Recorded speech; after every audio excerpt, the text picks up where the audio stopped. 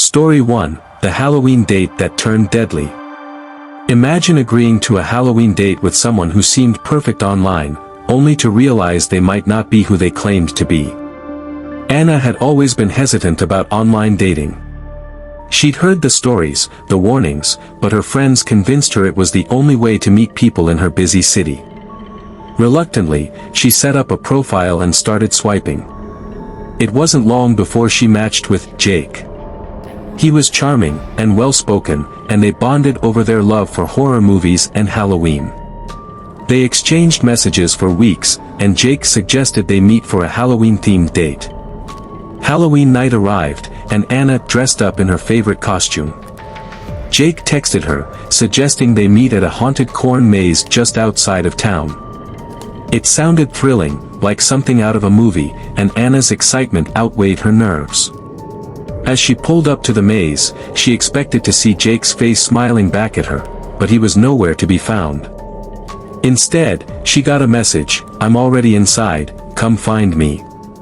With her heart pounding, Anna stepped into the dark, winding maze. Shadows danced across the corn stalks, and the only sounds were the rustling leaves and distant laughter.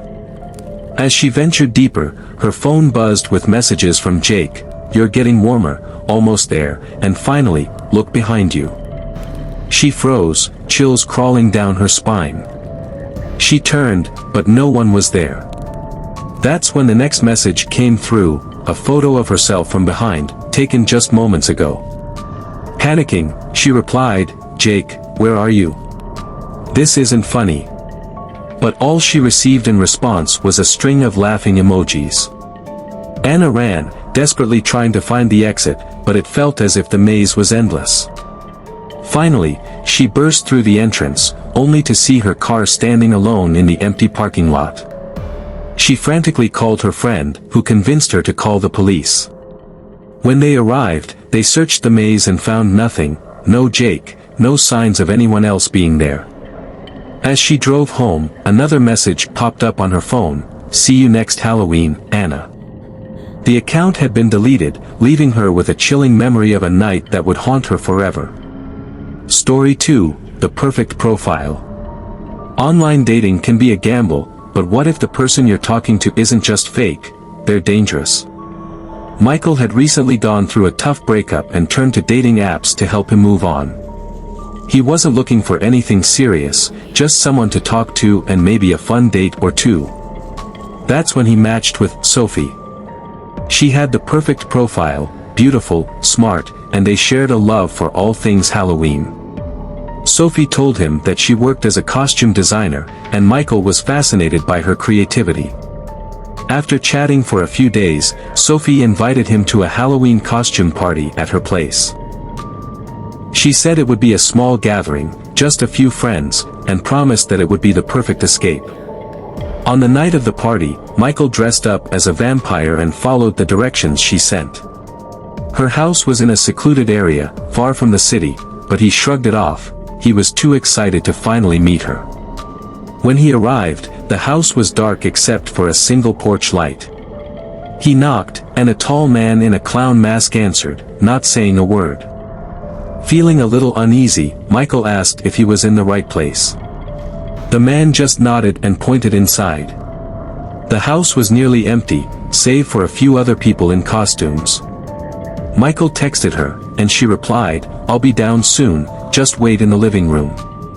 He took a seat, glancing around nervously at the silent guests. Minutes passed, and Sophie still hadn't appeared. Michael's discomfort grew as he noticed that everyone was staring at him, their expressions hidden behind eerie masks. He decided he'd had enough and got up to leave. But when he tried the front door, it was locked. Panic surged through him.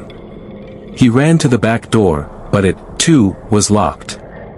His phone buzzed with a message from Sophie, "Leaving so soon?" But the party's just started. He yelled for help, pounding on the door, but the guests watched silently. That's when he noticed the large photo on the wall, an old, framed photo of a family, all wearing masks. One of the figures looked disturbingly like the man who had opened the door. Michael realized that he'd been lured to this place, isolated and vulnerable, and these people had no intention of letting him leave. He managed to break a window and escape, cutting himself on the glass. He ran until he reached the main road, where he flagged down a passing car for help. The driver listened to his story, but when they returned to the house, it was dark and empty, as if no one had ever been there. To this day, Michael's haunted by that night, and he deleted every dating app from his phone, vowing never to trust an online stranger again.